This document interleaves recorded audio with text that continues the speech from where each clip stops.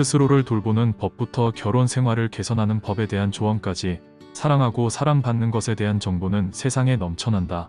하지만 세상의 메시지는 이기적이고 조건적인 사랑에 초점이 맞춰져 있어서 대개는 실망이나 혼란으로 끝나기 쉽다. 진실한 사랑의 본보기는 어떠한 문화적인 정의에서 찾을 수 없으며 사랑 그 자체이신 하나님께서 우리에게 주셨음을 기억해야 한다. 그뿐만이 아니다. 하나님의 사랑은 다른 어떤 사랑과도 다르다. 실제로 성경은 하나님은 사랑이시다라고 단정지어 말한다. 하나님은 모든 사람의 죄를 대신해 희생할 독생자를 보내주셨다. 하나님께서 그런 마음의 고통을 겪으신 이유는 단 하나, 우리를 향한 그분의 사랑 때문이었다. 하나님은 우리를 필요로 한 것이 아니라 우리를 원하셨다. 결코 받을 수도, 받을 자격도 없는 영생을 선물로 주시기 위해 홀로 싸우셨다. 하나님의 사랑은 무조건적이고 고귀하며 영원하다. 그리고 그 사랑은 우리 모두를 위한 것이다. 따라서 우리는 하나님을 사랑해야 한다. 먼저 하나님을 사랑하지 않는다면 다른 사람은 물론이고 우리 자신조차 진정으로 사랑한다고 말할 수 없을 것이다. 꾸준히 하나님을 찾는 것은 하나님의 완전한 사랑을 배우고 하나님께 경외와 공경을 바치는 가장 좋은 방법 중 하나이다. 그렇다면 좀 더 구체적으로 하나님을 사랑하는 방법은 어떤 것일까? 첫째, 성경을 통해 하나님에 대해 알아가기. 둘째, 예배에 참여하고 드림으로 하나님을 경외하기. 셋째, 기도로 하나님과 대화하기. 이 세 가지 방법을 살펴볼 수 있다. 다음으로 자기 자신을 사랑하는 것이다. 이 말에 오해가 있을 수 있다. 사람은 자신을 사랑하지 말라고 해도 자기 자신을 사랑하는 자기애가 누구나 충만하다.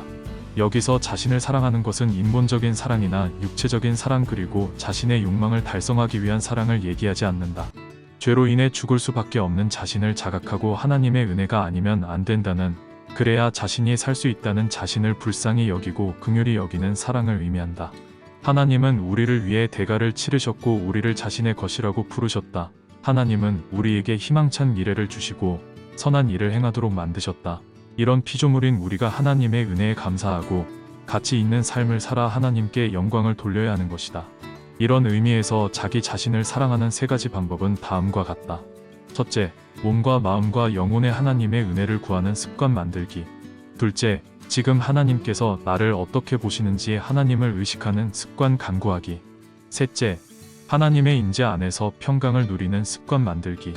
마지막으로 이웃을 사랑하라.